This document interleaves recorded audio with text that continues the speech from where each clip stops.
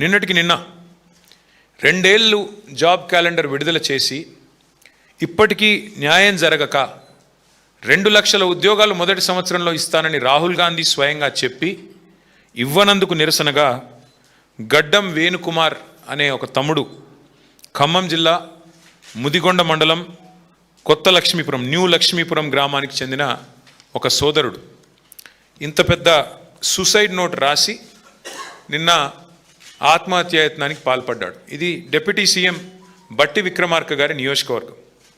ఆ తమ్ముడు ఎంత స్పష్టంగా రాసినాడంటే ఈ లెటర్లో, జాబ్ క్యాలెండర్ ఇస్తాము అని మేనిఫెస్టోలో చెప్పడంతో నిరుద్యోగులమంతా కాంగ్రెస్ను గెలిపించాము.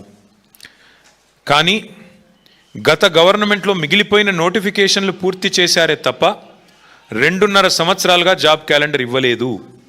జాబ్ క్యాలెండర్ ద్వారా ప్రతి సంవత్సరం నోటిఫికేషన్ విడుదలైతే నిరుద్యోగులకు ఈ దుస్థితి వచ్చేది కాదు అని చెబుతూ, మా మధిర నియోజకవర్గం పరిస్థితి చెప్తున్నాను, డిప్యూటీ సీఎం గారు జోక్యం చేసుకోవాలి అంటూ మొత్తం వివరంగా దాదాపు 2 పేజీల లెటర్. ఈ మాట ఇంకా ఆయన చెప్పిన మాట, డిప్యూటీ సీఎం బట్టి ఈ సూసైడ్ నోటు డిప్యూటీ సీఎం బట్టి విక్రమార్క గారికి, సీఎం రేవంత్ రెడ్డి గారికి, రాహుల్ గాంధీ గారికి చేరే వరకు షేర్ చేయండి అంటే తన ఆవేదనను వ్యక్తపరుస్తూ ఆ తమ్ముడు మాట్లాడిన మాటలు నిన్న ఆసుపత్రిలో చావు బతుకుల మధ్యన కొట్టుమిట్టాడుతూ ఇప్పుడు స్టేబుల్గా ఉన్నాడని తెలుస్తుంది. సంతోషం. ఏం మాట్లాడాడు కూడా ఒకసారి వినండి మీరు.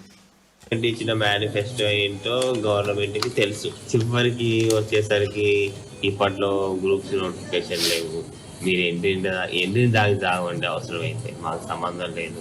ఆయన మాట్లాడే ప్రతి మాట కూడా ఎట్లుందంటే వ్యతిరేకమే. కానీ ఎస్ఐ కానిస్టేబుల్ నోటిఫికేషన్లు ఇచ్చారు, ఏ నిరుద్యోగులు అవి సంతృప్తి పరచలేదు. అది కూడా ఈ లెటర్లో రాశారు, సంతృప్తి పరచలేదని. వాళ్ళు వచ్చి ఏం మాట్లాడారు, అన్ని నేను చేసి పెడతా అనేసి వాగ్దానాలు చేసి నమ్మినాం సార్. స్పష్టంగా ఆయన చెప్తున్న మాట, నోటిఫికేషన్లు ఇవ్వక ఏమైంది, ఎందుకు ఇవ్వరు? చివరికి పోలీసు ఉద్యోగాలు 20,000 ఖాళీలు ఉంటే 5,000, 7,000 ఎందుకు ఇస్తున్నారు? ఎందుకు 20,000 ఇవ్వరు? కేసీఆర్ గారు ఒకటేసారి 48,000 ఉద్యోగాలు నింపినప్పుడు మీరెందుకు నింపరు అని అడిగితే, ఎండ్రిన్ తాగి చావండి. ఇది రాష్ట్ర ముఖ్యమంత్రి గారు యువతకిచ్చే సందేశం. మరి విన్న తర్వాత ఇలా ఆత్మహత్యల లాంటి పరిస్థితికి పాల్పడక మరి ఏం చేయాలి రాష్ట్రంలో యువత అని నేను అడుగుతా ఉన్నా ఈ ప్రభుత్వాన్ని.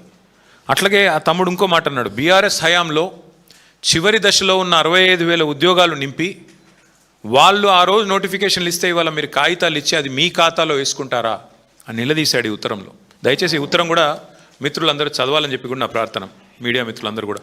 అందులో కాదు మమ్మల్ని కూడా అన్నాడు, మేము కూడా గ్రూప్ 1 నోటిఫికేషన్లు ఒకసారి ఇచ్చాము, లీక్ అయింది, పేపరు రద్దు అయింది, మమ్మల్ని కూడా నిందించాడు. అట్లా అని చెప్పేసి ఇవాళ పరిస్థితి ఎట్లా ఉంది అంటే, కానీ ఆ రోజు కేసీఆర్ గారి ప్రభుత్వం మీద వీళ్ళు చేసిన ప్రచారం, 2 ఉద్యోగాలు ఊడగొట్టండి, కేసీఆర్ది కేటీఆర్ది 2 లక్షల ఉద్యోగాలు ఇస్తాం మొదటి సంవత్సరంలో అని చేసిన ప్రచారం నమ్మి ఇవాళ మేము వాళ్ళని గెలిపించామని చెప్పి ఆ తమ్ముడు రాస్తూ ఉన్నాడు. వాస్తవం చెప్పాలంటే ఇవాళ వేణు రాసింది సూసైడ్ నోట్ కాదు, వేణు రాసింది కాంగ్రెస్ ప్రభుత్వ నిర్లక్ష్యానికి వ్యతిరేకంగా రాసిన ఒక ఛార్జ్ షీట్. నిన్న మా సోదరులు పువ్వాడ అజయ్ గారు, లింగాల కమల్ రాజ్ గారు, మా ఎమ్మెల్సీ తాత మధు గారు, మా మాజీ ఎంపీ నామా నాగేశ్వరరావు గారు అందరూ ఆ పిల్లోని హాస్పిటల్లో పరామర్శించడానికి పోతామంటే పోనివ్వరు, మీరు కలవడానికి వీల్లేదని ఆంక్షలు. అయినా మా వాళ్ళ ఆంక్షల్ని ఛేదించుకొని పోయి ఆ పిల్లోడికి ధైర్యం చెప్పి, ఏమీ కాదు మేమందరం ఉన్నాం మీకు అని చెప్పి ధైర్యం చెప్పి వచ్చారు.